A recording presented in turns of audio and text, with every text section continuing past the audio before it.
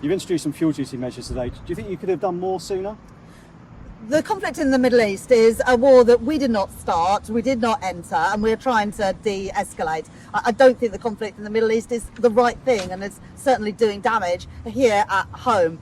When I became Chancellor, I have already, in both of my budgets, frozen fuel duty. But with the conflict raging in the Middle East, it is right to continue that freeze until the end of the year to protect families, pensioners and businesses. So a lot of pressure has come from the Sun and its Keep It's Down campaign, thinking about households, thinking about businesses.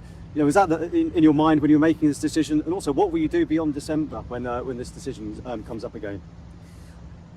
What we are trying to do is to de-escalate this conflict in the Middle East and trying to reopen the Strait of Hormuz so that those vessels can flow again, bringing oil and gas to our markets. And that is absolutely essential. And the best economic policy now is our diplomatic policy to de-escalate this conflict and reopen the Strait of Hormuz. But as I have done all the way through this conflict, I'm keeping a close eye on what is happening to energy prices, to gas and petrol prices, to make sure that we're taking the appropriate action to protect people from a conflict that we have not entered, but is having an impact here at home. And just quickly on the Sun's Keep It Down campaign, you must love the pressure that we put on you over this all the time. Well, look, I'd always read the Sun and listen to what some readers say as well. And that's why in both of my budgets I froze fuel duty. But with the conflict continuing to rage, it is important that we keep that in place.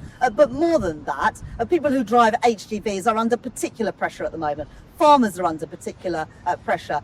The cost of running our railways, all of those things mean that some additional support is needed. And that is why, alongside extending this freeze in fuel duty, I put in extra help to help HGV drivers and also to help farmers. And that is really crucial, recognising how important the cost of fuel is, particularly for those heavy users. And when it comes to Russia and the sanctions, does it seem bizarre that we're lifting sanctions on Russia or changing the sanctions regime while not drilling in the North Sea?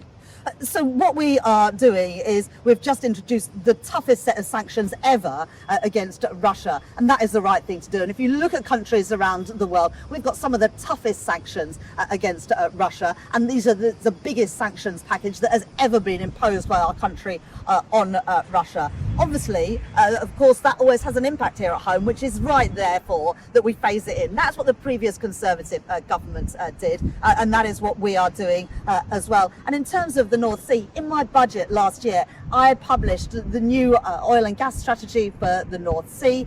Just a few weeks ago, I set out to Parliament how we would be using the tiebacks regime to allow more exploration at existing sites for oil and gas. And the Secretary of State for Energy is going to make an important decision about Rosebank and Jackdaw. But I've been really clear, there's an important role for oil and gas from the North Sea to play in Britain for many years to come.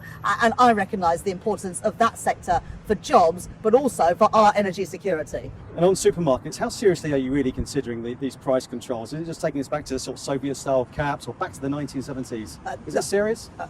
We will not be imposing prices on supermarkets, but it is right when people are struggling with the cost of the weekly shop, and given the conflict that's raging in the Middle East, that we work with the supermarkets to ensure that we try and keep the costs for them down so they can pass those costs on, those reduced costs on to their customers. And I had all of the supermarkets into 11 Downing Street just a few weeks ago to find out what more we can do together to keep the costs of the weekly shop down. And I think that British people would expect their government to be doing just that. I am determined, whether it's on filling the car up with petrol, doing the weekly shop, paying the gas and electricity bill, the families feel safe and secure and have a bit more money in their pockets. And that's important when it comes to the supermarkets as well. Sure. And then when it comes to Andy Burnham and the by-election, will you campaign for him, and would you accept any job in a future government that he has, possibly? I'm absolutely backing Andy Burnham in the campaign in Makerfield.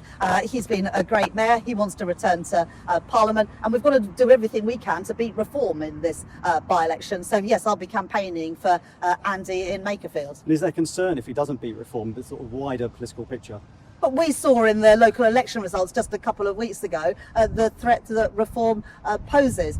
But we're talking at the moment about helping people with the cost of living. Well, let's remember that Reform and the Conservatives wanted to enter this war alongside the US. I have called out this war. It was a mistake. It is having a damaging impact here at home, and that's why we oppose this war and have not entered it. But we're also talking about sanctions on Russia. Well, with the former leader of Reform in Wales is in prison for taking money from Russia. So if you want a government that stands up for the national interest, it is clear that only the Labour Party is the party that is willing to do that.